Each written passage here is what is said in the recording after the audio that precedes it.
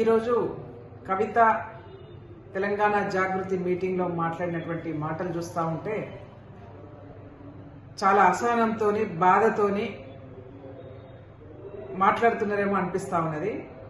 తెలంగాణ ఉద్యమంలో బతుకమ్మ గురించి మాట్లాడినారు. తెలంగాణ ఉద్యమం కన్నా ముందు నుంచి బతుకమ్మ ఉన్నది. తెలంగాణ రాష్ట్రంలో బతుకమ్మ, బోనాలు కానీ, దసరా కానీ ఇవన్నీ పెద్ద పండుగలు. ఇవి అందరం చేసుకుంటాం.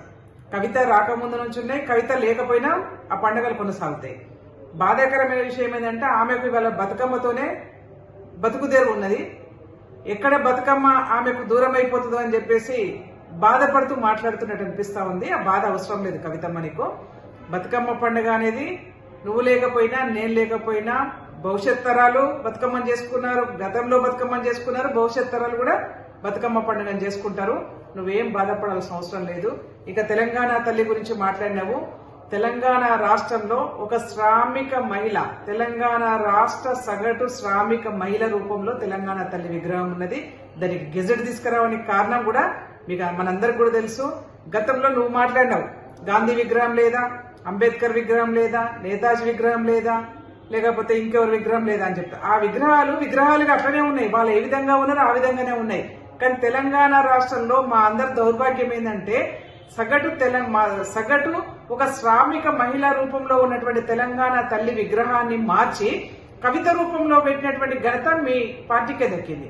అందుకే ఇవాళ ఒక గెజెట్ తీసుకొచ్చి సగటు 3.5 కోట్ల తెలంగాణ ప్రజల యొక్క ఆకాంక్ష మేరకు, ఉద్యమకారుల ఆకాంక్ష మేరకు, అనేక మంది తెలంగాణ రాష్ట్రాన్ని కోరుకున్నటువంటి ప్రజల యొక్క ఆకాంక్ష మేరకు ఇవాళ సగటు శ్రామిక మహిళ రూపంలో తెలంగాణ రాష్ట్ర మహిళ రావడం జరిగింది, తెలంగాణ తల్లి రావడం జరిగింది. కాబట్టి దానికి ఇవాళ గెజెట్ లో తీసుకొచ్చాము.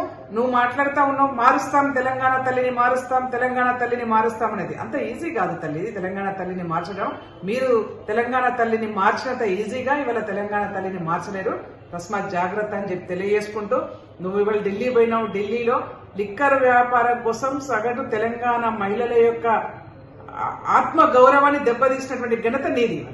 అసలు కవిత అనగానే గుర్తొచ్చేది లిక్కర్ అని గుర్తొస్తా ఉంది. నువ్వేమో బతుకమ్మ అని చెప్పేసి ఆ లిక్కర్ను ఎక్కడ ప్రజలు అసహించుకుంటారని చెప్పేసి మళ్ళీ వాళ్ళ బతుకమ్మ నెత్తి మీద పెట్టుకుని ఊరేగాలనుకుంటున్నావు. కానీ ప్రజలు గమనిస్తా ఉన్నారు. అయిపోయింది కానీ నీ చాప్టర్ క్లోజ్ అయిపోయింది.